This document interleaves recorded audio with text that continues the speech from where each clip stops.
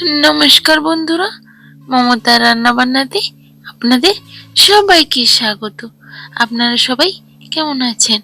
आशा करी भालो आछेन और आमिओ अनेक भालो आछि। आजके बाँधाकपि दिये एमन एक दुर्दान्त स्वादेर परोटा रेसिपि बानिये देखाबो, जेटी सन्ध्याबेला बा रात्रे डिनार हिसेबे दुर्दान्त लागबे खेते। এটি খেতে এত সুস্বাদু হয় যে কোনো পরোটাকে হার মানিয়ে দেবে। তো এটি বাচ্চা থেকে বুড়ো সবাই খুব পছন্দ করবে। তো চলুন ভিডিওটি দেখে নেওয়া যাক। আর ভিডিওটি দেখার আগে চ্যানেলটিকে অবশ্যই সাবস্ক্রাইব করে নেবেন। তো প্রথমেই আমি বাঁধাকপিগুলোকে এইভাবে একদম কুচি কুচি করে কেটে নিয়েছি। এবার আরেকটি পাত্রে আমি একটা বড় আলুর খোসা ছাড়িয়ে ধুয়ে নিয়েছি। এবার এটাকে একটা গ্রেটার মেশিনের সাহায্যে গ্রেট করে নেব। ছোট যে গ্রেটার মেশিনগুলো হয় ওইগুলো দিয়ে কিন্তু করবেন। দিয়ে এটাকে পুরো গ্রেট করে নিই, তারপর দেখা হচ্ছে আপনাদের সাথে। তো দেখুন এখানে আমি পুরো গ্রেট করে নিয়েছি। এবার এই গ্রেট করা আলুটিকে আমি পাত্রে জল নিয়েছি, ওর মধ্যে গ্রেট করা আলুটিকে ভালো করে ধুয়ে নিয়ে চিপড়ে নেব। একদম জলটা যাতে না থাকে ওইভাবে ভালোভাবে চিপড়ে নিতে হবে। তো এটাকে চিপড়ে নিয়ে নেব। এবার এটাকে সাইডে রেখে দেব। এবার অন্যদিকে গ্যাসের উপরে একটি কড়াই বসিয়ে দিয়েছি। এবার ওর মধ্যে অল্প পরিমাণ সর্ষের তেল দিয়েছি। এবার তেলটা হালকা গরম হয়ে গেলে ওর মধ্যে হাফ চামচ দিয়ে দিলাম পাঁচ ফোড়ন। এবার এরপর দিয়ে দিচ্ছি একটা বড় সাইজের পেঁয়াজ কুচি করে।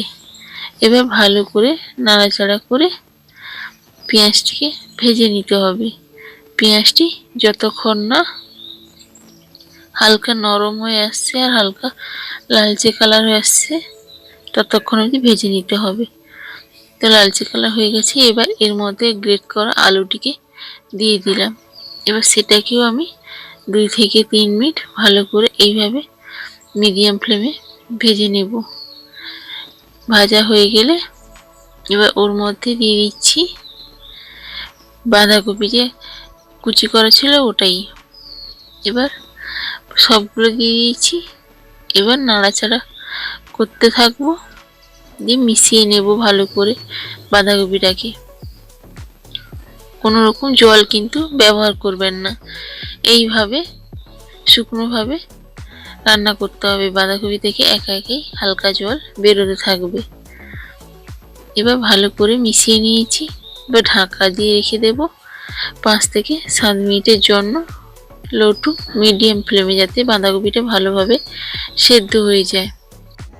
এবার অন্যদিকে একটি পাত্রে আমি নিয়ে নিচ্ছি 1 বাটি পরিমাণ আটা আর নিয়ে নিচ্ছি হাফ বাটি পরিমাণ ময়দা। আপনারা আপনাদের পরিমাণ অনুযায়ী নিতে পারেন।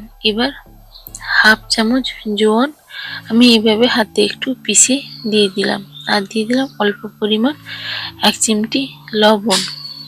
এবার ভালো করে শুকনো উপকরণগুলিকে হাত দিয়ে ভালো করে মিশিয়ে নেব। তো এখানে আমার মেশানো হয়ে গেছে। এবার অল্প অল্প পরিমাণ জল দিয়ে আমি একটি ডো তৈরি করে নেব। অল্প অল্প কিন্তু দেবেন, এককালীন বেশি দেবেন না, তাহলে ডোটি পাতলা হয়ে যাবে। তো চ্যানেলটিকে এখনো সাবস্ক্রাইব করোনি, ঝটপট চ্যানেলটিকে সাবস্ক্রাইব করে নাও এইরকম নতুন নতুন রেসিপি দেখার জন্য। তো এখানে আমি ডোটি তৈরি করে নিয়েছি। দেখুন হালকা কিন্তু শক্ত আছে, পুরো নরম কিন্তু করা হয়নি। এবার এটাকে ঢাকা দিয়ে রেখে দেব সাইডে। এবার ওদিকে যে বাঁধাকপিটাকে বসিয়েছিলাম ওটা তৈরি হয়ে গেছে, অনেকটাই প্রায় সেদ্ধ হয়ে গেছে বাঁধাকপিটা। এবার ভালোভাবে একটু ঘেঁটে নিতে হবে, যাতে আলুটার সাথে বাঁধাকপিটা একটু ভালোভাবে মিশে যায়। তো ভালো করে ঘেঁটে নিয়েছি। এবার এর মধ্যে দিয়ে দিচ্ছি পরিমাণ মতো লঙ্কার গুঁড়ো আর দিচ্ছি অল্প পরিমাণ হলুদের গুঁড়ো, যাতে কালারটা সুন্দর লাগে দেখতে। আর দিয়েছি স্বাদ মতো লবণ, আর দেব অল্প পরিমাণ ধনে গুঁড়ো, আর দিয়ে দিচ্ছি অল্প পরিমাণ গরম মশলার গুঁড়ো, আর দিয়ে দেব অল্প পরিমাণ 1 চিমটি মতো চিনি। চিনি দিলে স্বাদটা কিন্তু দুর্দান্ত লাগে। এবার ভালো করে মিশিয়ে নেব। লো ফ্লেমে কিন্তু ভালো করে মশলাটিকে বাঁধাকপির সাথে মিশিয়ে নিতে হবে। এইভাবে 2 থেকে 3 মিনিট ভালোভাবে আমি খুন্তির সাহায্যে নাড়াচাড়া করে মিশিয়ে নেব। এখানে আমার মেশানো হয়ে গেছে। এবার এই বাঁধাকপির পুরটাকে আমি তুলে নেব, দিয়ে নামিয়ে ঠান্ডা করে নেব। এবার অন্যদিকে যে ডোটি তৈরি করে গেছিলাম, ওটাকে একটু ঠেসে ওর থেকে বড় বড় সাইজের লেচি কেটে নেব। এবার চাকতি বেলনা নিয়ে নিয়েছি, ওর উপরে একটু ময়দা ছড়িয়ে দেব যাতে আটাটি লেগে না যায়। এবার এই ডোটিকে অল্প অল্প করে হালকাভাবে একটু গোল করে বেলে নেব। বেশি বড় কিন্তু করার প্রয়োজন নেই, এইভাবে একটু মাঝারি গোল করে নিলেই হবে। এবার এই যে পুরটি ঠান্ডা করতে দিয়েছিলাম, এবার পুরটিকে এই রুটির মধ্যে দিয়ে দেব। এবার মুখটিকে ভালোভাবে বন্ধ করে দিতে হবে। এবার সঙ্গে সঙ্গে কিন্তু বেলে নেবেন না, এইভাবে হাত দিয়ে ধারে ধারে অল্প অল্পভাবে চাপ দিয়ে গোল করে নেবেন। এবার গোল করা হয়ে গেলে ময়দা দিয়ে এবার ভালো করে হালকা হালকাভাবে বেলে নেবেন।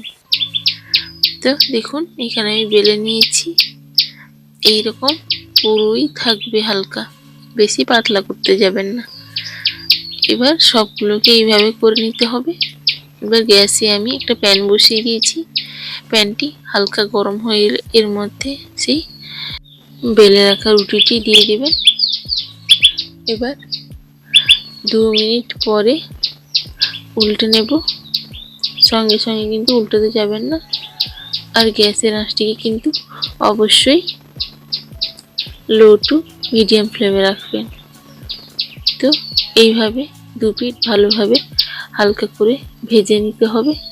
হালকা করে ভাজা হয়ে গেলে এবার অল্প পরিমাণ সাদা তেল দিয়ে পরোটাটিকে ভেজে নেব।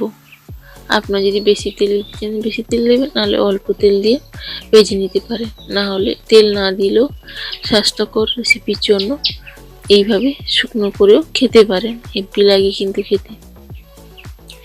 এইভাবে তেল দেওয়ার পর অল্প অল্পভাবে চেপে এইভাবে 2 পিঠটিকে ভালো করে সেঁকে নিতে হবে। এবার বাকিগুলোকেও আমি একইভাবে ভেজে নেব। এইরকম অল্প পরিমাণ তেল দিয়ে পরোটার মতো ভেজে নেব, হালকা লাল লাল করে।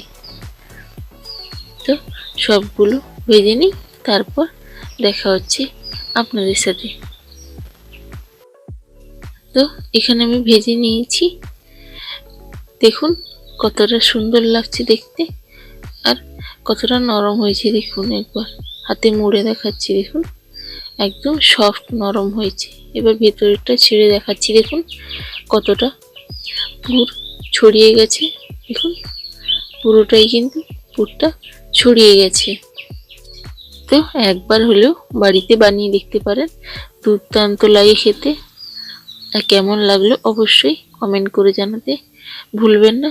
আর রেসিপিটি যদি ভালো লেগে থাকে অবশ্যই চ্যানেলটিকে সাবস্ক্রাইব করে নেবেন, আর একটি লাইক দিতে কিন্তু ভুলবেন না। তো সবাই ভালো থাকবেন, সুস্থ থাকবেন। আজকের জন্য টাটা, দেখা হবে আবার একটি ভিডিওতে।